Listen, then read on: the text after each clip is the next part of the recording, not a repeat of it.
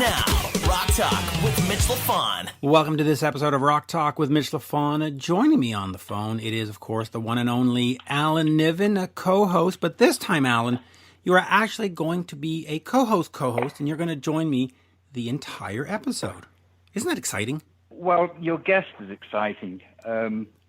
Your guest was a member of a band that was the only time in my life that I went to see a band basically audition at the Whiskey. And it's the only time I've ever seen a slam dunk, can't miss, nothing but net, hole in one, can't fail band.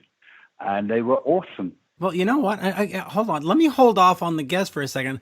Let's talk about this story, and then we'll get Ron's reaction. Well, I just said Ron. We'll get Ron Young from Little Caesar's reaction to this. So, Ron, I don't know if you know. Bonjour, Ron, by the way. Bienvenue. Bonjour.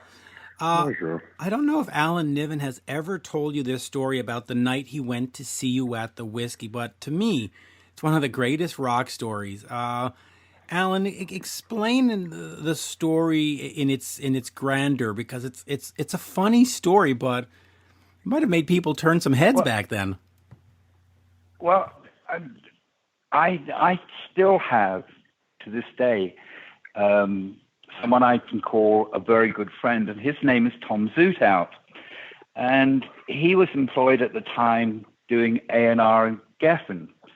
And my then wife was his assistant. And he called me up and he said, there's going to be a show for various A&R people at the Whiskey for this band called Little Caesar. You want to go with me? And I said, yeah, I've been hearing about this band. I really want to go see him.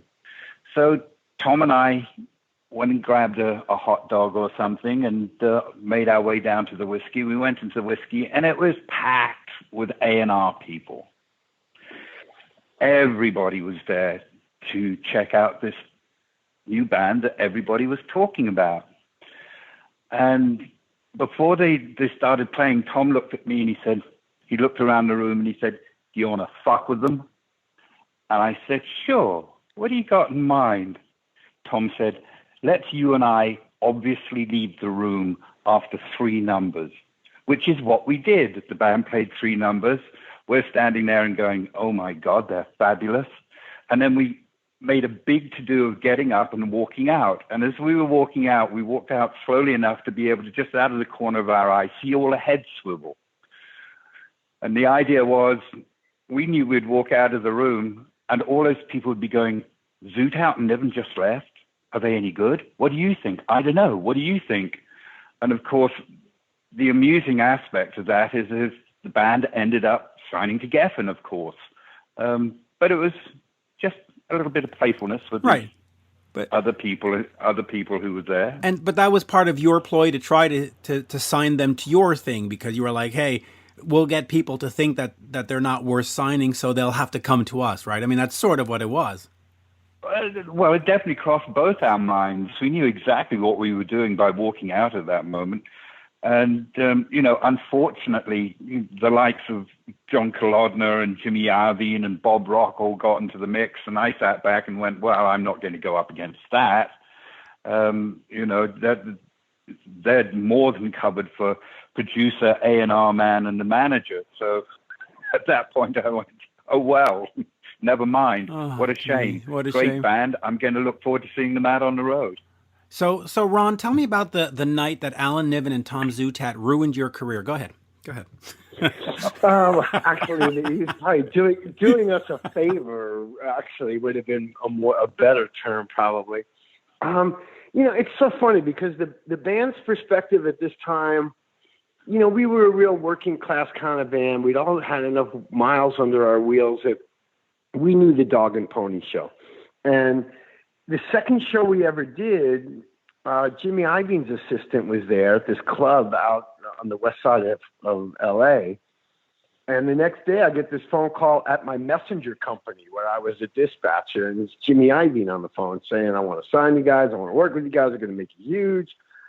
And so I started working with Jimmy, spent about 3 hours on the phone without a lawyer negotiating our management contract, because I told him, you have a reputation for destroying bands. You come in and you'll like me and you'll want to get rid of the guitar player. And I said, there's none of that. We're a band. We'll stand and fall as a band.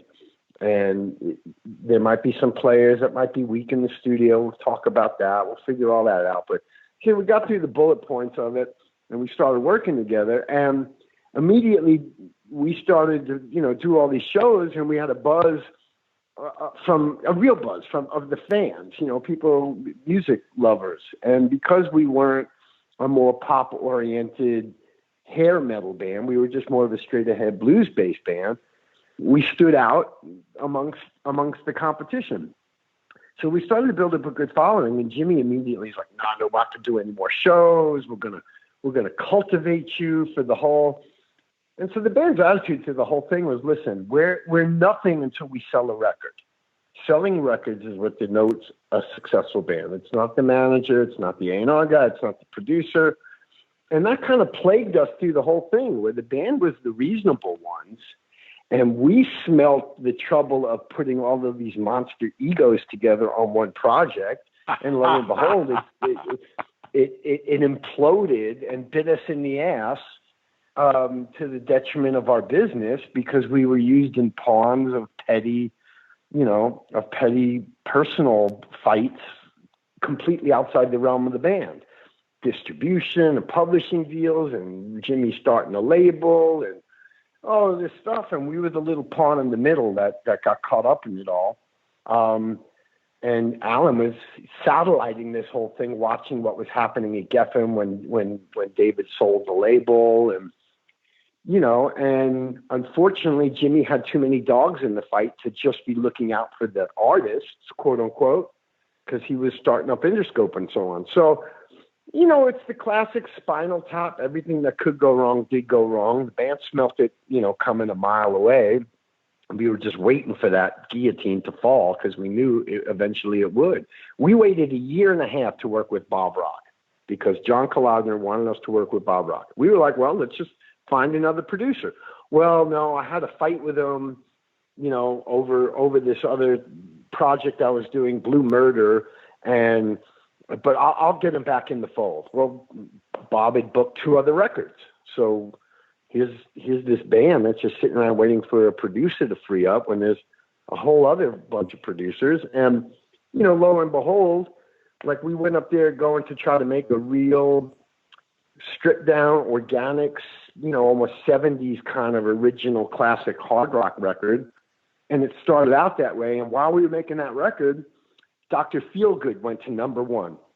And that day forward, we went from Bob Rock making a Little Caesar record to Little Caesar making a Bob Rock record. And that's another one we smelt coming, but these are all our sort of inside things that I'm sure Alan's got 1 million of those kind of stories. He was there protecting GNR from all that stuff. I can just hear, Ron, I can just hear it. I could just hear John Kalodner coming into the studio and looking at Bob Rock when he's played some tape back for him and going, it sounds too much like a street band to me. We need to sugar it up. That's exactly what he said. And in comes the keyboards and the multi-track machines and the background singers. And, John got back on his plane after sanitizing his hands. He was very forward-thinking back then. And without a doubt, to me, Little Caesar were the most dynamic, promising, powerful, vital, entertaining street band I'd seen in a long time come out of LA. And I got to say, Kalodner, Irvine, Bob Rock, they've all had tremendous success in their lives. But boy, did they fuck you up. Yeah, no. Listen, I had to fly back to LA to sit down with Jimmy and say, listen, you need to go to bat for us on this.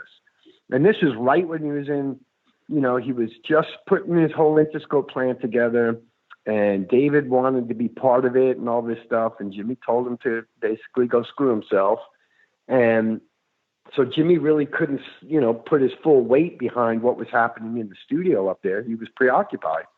And I was just like, man, this is turning into everything we said we didn't want the kind of record we didn't want to make. We wanted to make like a Lynyrd Skynyard kind of record. We wanted to get guys like that. When we threw names in the thing, it was like Tom Dowd and all these old, and, Kalodner was just, no, we got to go with a slick guy who sells records. You got to get that sound for the radio. It's like, You know what man. You know what you should have done? You should have pulled your trousers down, stood on the stool, and peed all over the desk. Yeah, like Inga Then Laurie they'd have did. got it. Yes.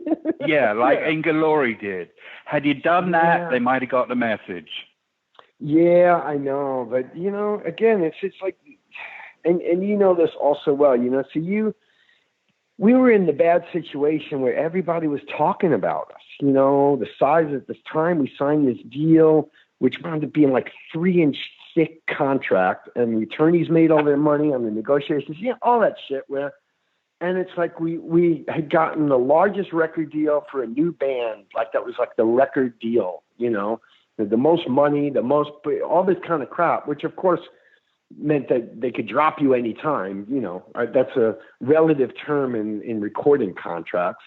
It doesn't mean anything. And there was so much expectation on the band where everything was under a microscope. Any sort of moves are being, analyzed and all this kind of stuff. MTV, just bring us the video, we'll play it and all this stuff.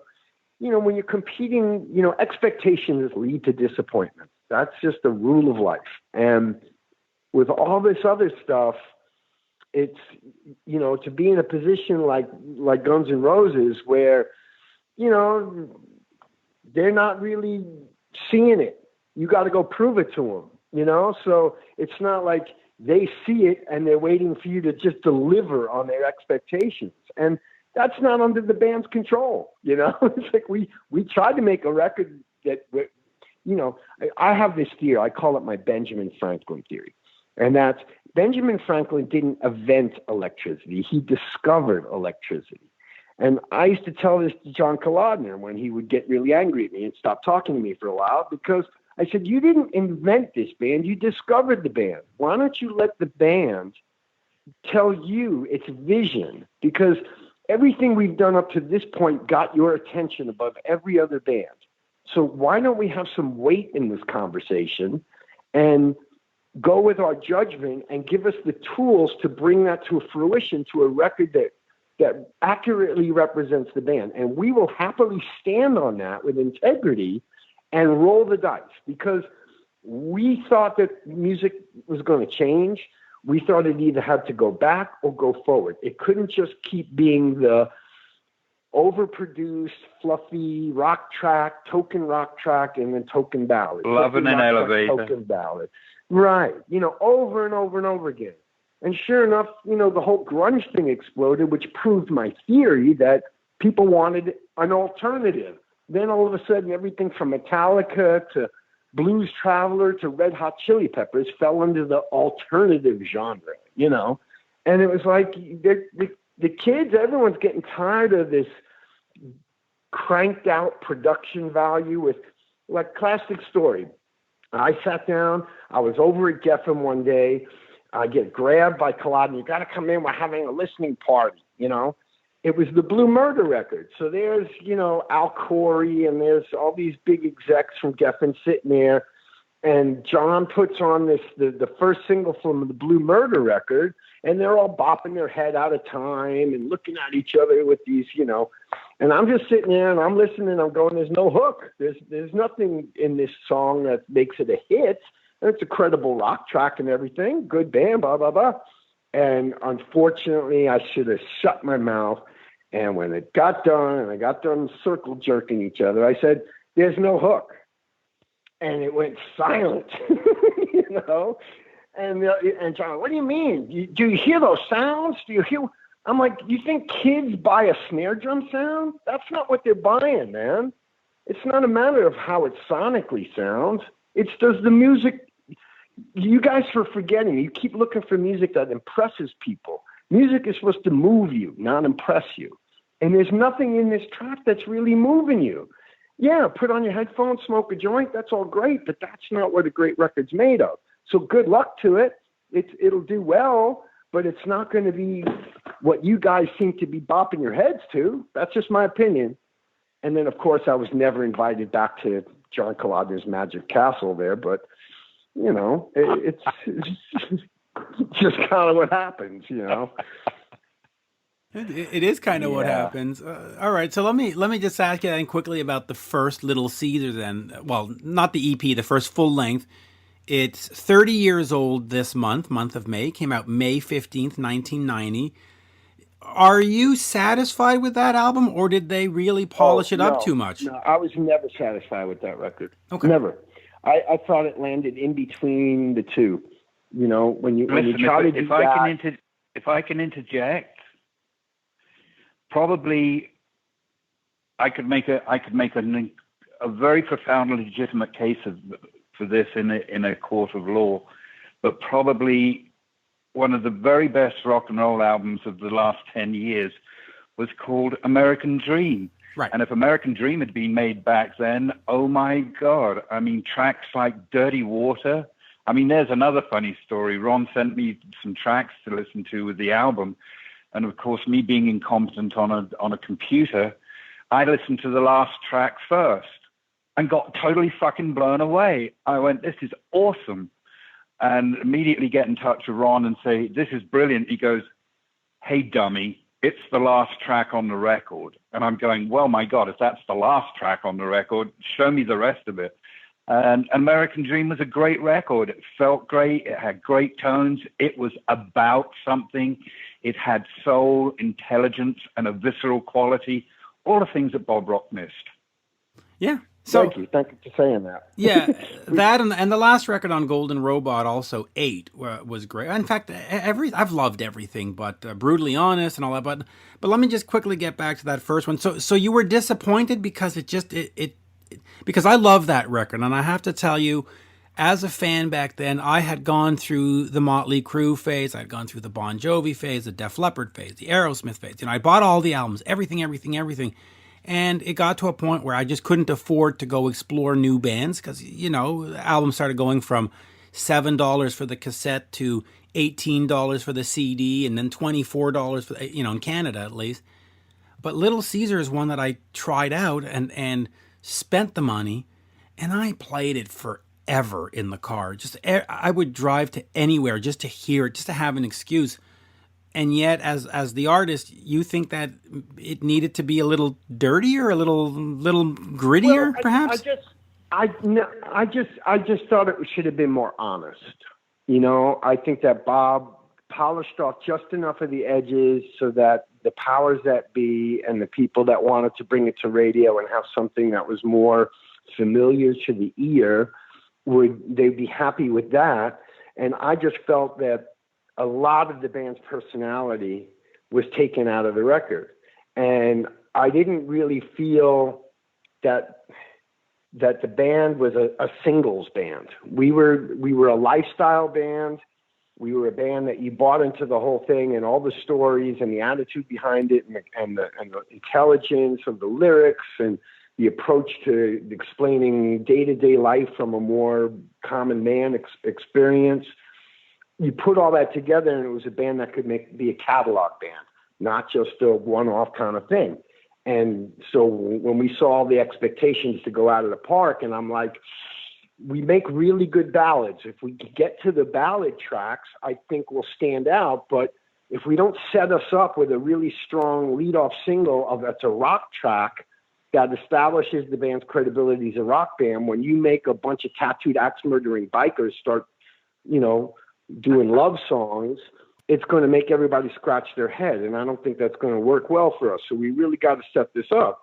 And we didn't even want to do Chain of Fools for the record. That was the first song we ever learned to just get together and jam on something. It was my concept of doing a heavy metal, hard rock soul band. Because I didn't sing like a girl. I didn't look like a girl. We're going to get away from all of that. So it just became like a signature track, and John wanted to make it a lead-off single, and his attitude was, well, Van Halen hit with their covers, and I'm like, what does one thing have to do with the other? It's okay, but it's not a monster hook.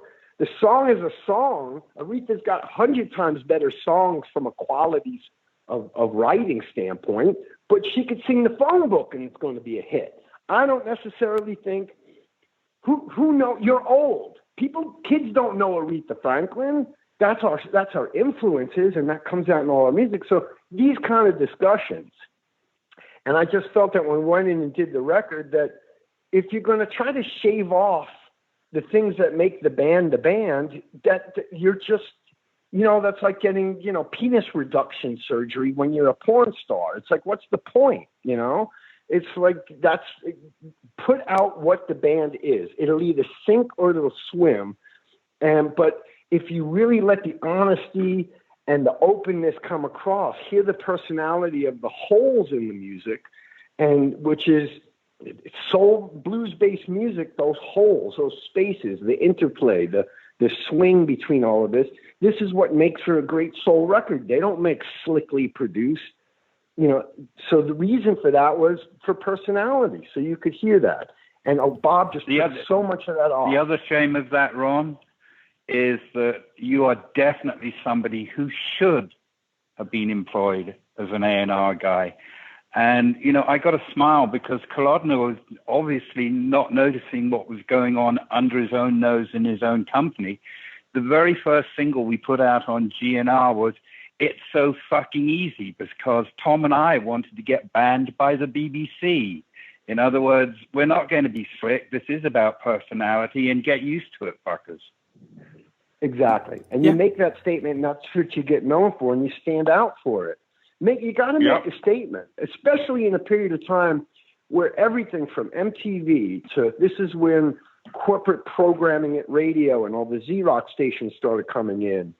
And they kind of got complacent to just plug everything into this formula of where everybody kind of looks like a bastardized version of Bret Michaels. And they hired any one of 3 or 4 producers, from Bo Hill to Michael Wagner to Bob Rock, and they all had the sound, and it was all bombastic, and that hid a lot of the shallowness in the ability for a lot of these bands to make a statement. They wrote credible pop songs, and they had a great guitar hero and a singer with his own little style of caterwauling, and that was put it on MTV. If they were cute enough, boom, everybody would buy it and put it in their collection. And we knew we were never going to do that, so we might as well go big or go home. And they wouldn't let us do it. Well, I'll tell you what, from the fan perspective, because again, I bought the album, I was there, and I did see a disconnect between the image and the music. And in a lot of cases, you'd see these sort of like, the guys that hang out at the pool hall with the tattoos and all. And then you're going, I Wish It Would Rain, and In Your Arms, which are great songs. But it seems as though the record company tacked you on to the end of the hair metal thing, when they could have put you at the forefront of the Soundgarden. That you could have been with the Guns N' Roses and the Soundgardens and the Alex. You could have been those mean, dirty and they just seem to say, stick them in the pile with Poison. Sonically honest. When you heard that first Soundgarden record, all that personality came through. Whatever picture it painted in your mind psychoacoustically made sense. And you can take a band like Lynyrd Skynyrd's Simple Man. You can do ballads, and if you leave some holes in it, and you leave it as bare as what the band looks like, but the soul is there, the hook is there, the honesty is there. It doesn't come across like there's a big sonic light show going on in your mind, trying to make it look like it's coming from an arena. This mentality of, if you make it sound like it's an arena, they'll sell out arenas. And it's like, no, you're bulldozing over everything that the band has in its personality. And that pushes us into a thing that makes us non-distinct, in fact, confusing, because when you look at us, we heard this all the time. Classic story, when they blew it on Chain of Fools and there was all this big battle going on and they sold the label and all this was happening in a period of like 6 weeks. And it's like, well, we've got this band that's like right in the middle of a release. You couldn't just let something shelf. So they're like, well, what are we coming with the follow-up single? So they tried some like mid-tempo ballady thing, and Collage had to go in, shave off your goatees. Let's put you in some prettier clothes because we're going with a ballad and we want to get you on, top 40 and all this other stuff. And, and we're like sitting there going, well, wait a minute. If they're like, well, if they see a picture of the band, they won't add it. So they didn't put our picture on the promo single. It's like, so this sounds like a really confident way to market the band. Let's hide the band. It's like, and you think that in this competitive market, you think in the reality, how hard it is to break a band in the first place. Now you're locked into this bad methodology you started with, a bad marketing strategy when you started with. And now we got to play it out. And you think it's actually going to be productive. It's not. And sure enough, they couldn't. I mean, the biggest mistake they made was we had the head of the label at the time, who later wound up, getting relieved of his duties for some indiscretions. He wanted to knock this out of the park. We got moved off of Geffen to DGC Records. He wanted to take this and knock it out of the park. We had 120 ads at radio. So for radio on the first week for debut band, that's monster. Anybody would be jumping up and down. And it was these Z-Rock syndicated stations. We got put into the programming. And the guy who was trying to knock us out of the park decided that in 2 weeks, he was trying to get us to cross over the top 40. And all of the rock stations got offended.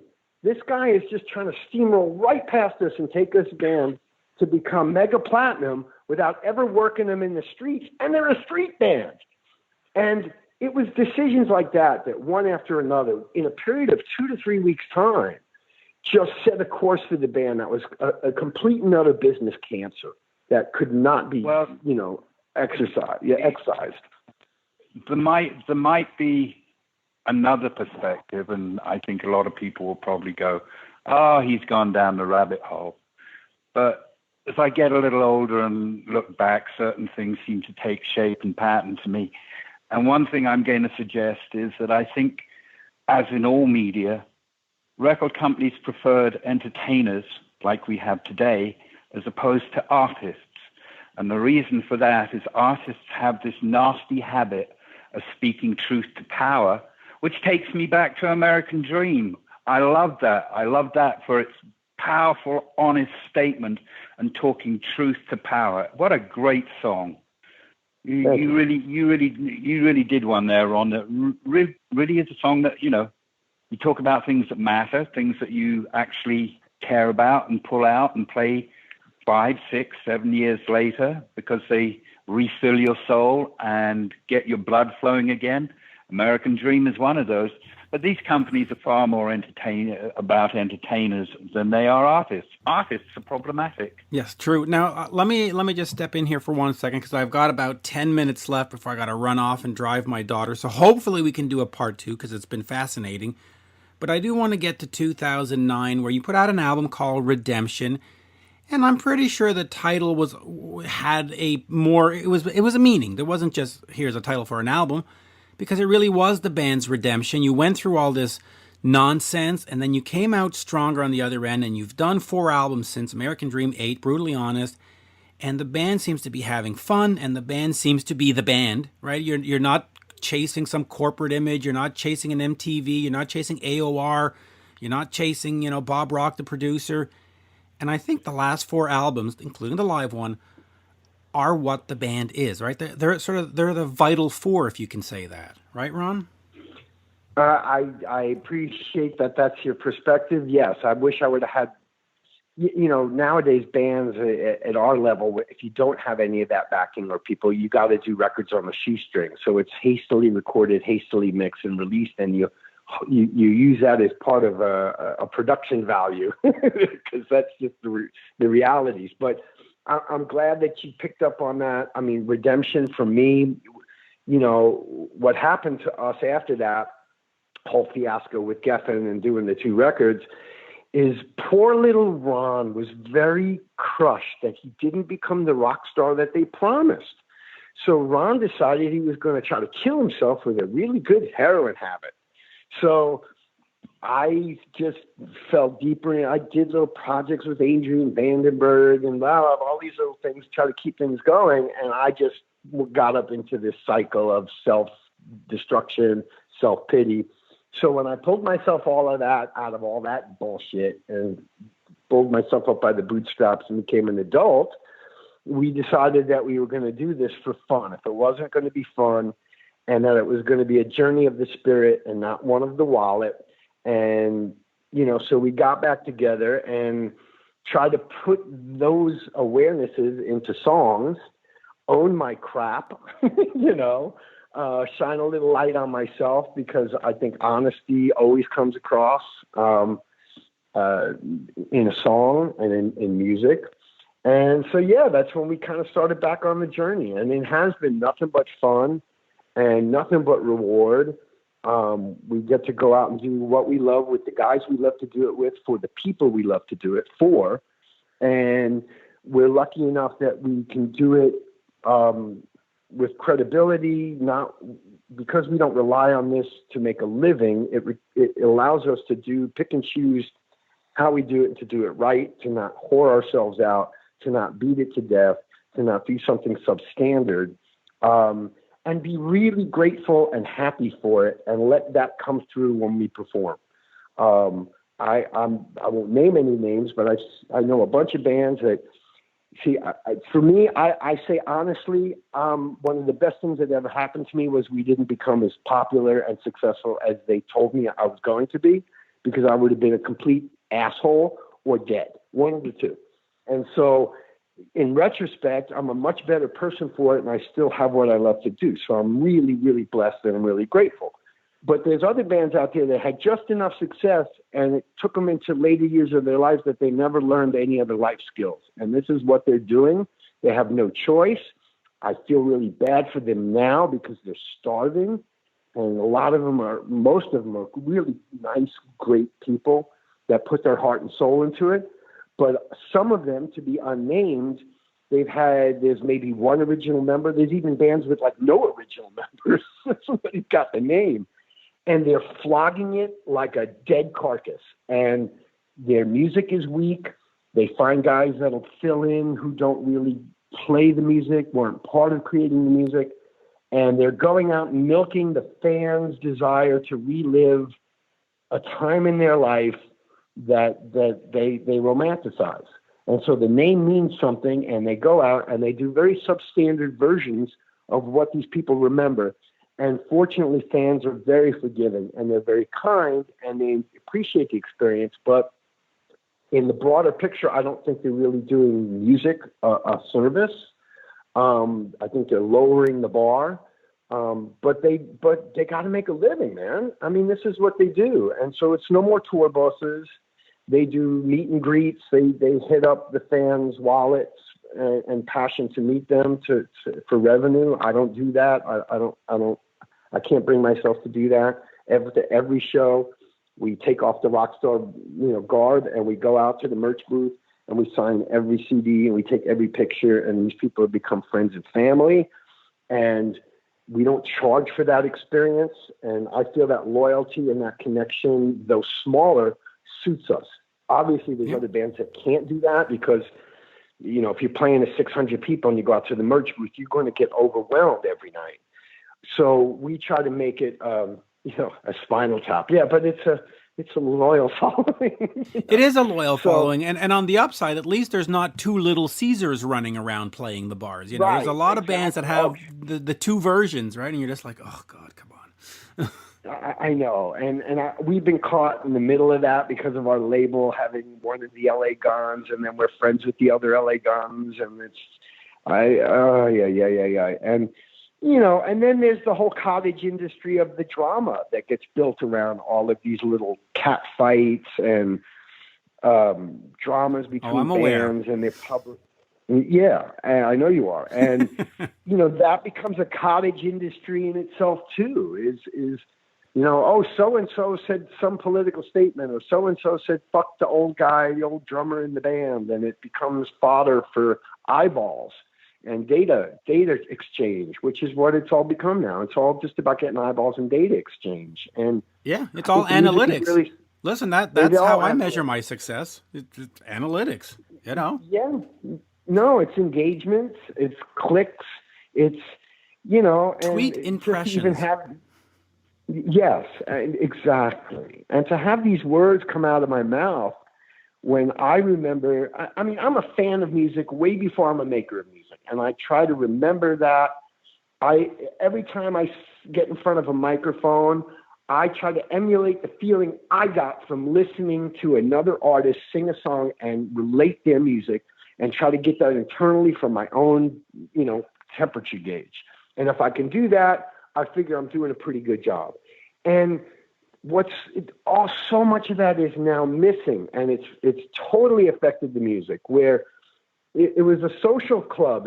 That's where you hung out together to go buy the tickets and stand in line and then prep for the concert, listen to the music prepping for the concert. And now people can sit and scratch their nuts while watching somebody do that on Facebook Live and not have to go out. And after this whole pandemic, it's going to be even worse because these people aren't young. The fans aren't young. They're in that age range that this virus could kill them to go see She's My Cherry Pie played by a guy who's not even a singer. But that's the reality.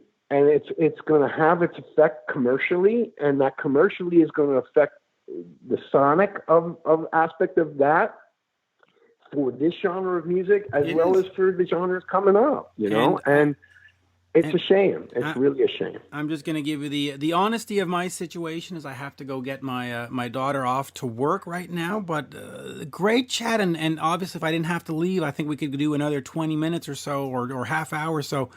Alan, merci beaucoup. Ron, thank you so much. And maybe we can do this again soon. Thank you for the kind words. Thank you for the kind words, Alan. They're not kind, they're just observation of fact. Well, thank you. But, still, I'm glad that you have those observations and are nice enough to articulate them. So thank you. Always a pleasure. Give my love to Heaven, everybody. And Mitch, thank you so much. Always a pleasure to talk to you. Absolutely. And if you want to do part B, my favorite subject is myself. So, I'd be down for it because you know what? It wasn't a traditional interview where it's like, hey, tell me about the new album. How did you write the new album? Are you going on tour next week? And so the content, I put myself on mute as you were talking, and I just found it fascinating because it really was a great insight to the band, to the music, and also to the larger industry. And I could do this every week, quite frankly. But right now I've got to hop into a car and drive down the road so that my daughter can earn a few bucks or a few shekels. You go do that. Merci tout le monde. À la prochaine. See you next time. Okay, bye everybody. Ever wonder what Vince Neil would sound like if he was a black belt in Taekwondo? What about what his favorite McDonald's menu item is? Just hold the pickles. This is Rock Talk with Mitch Lafon.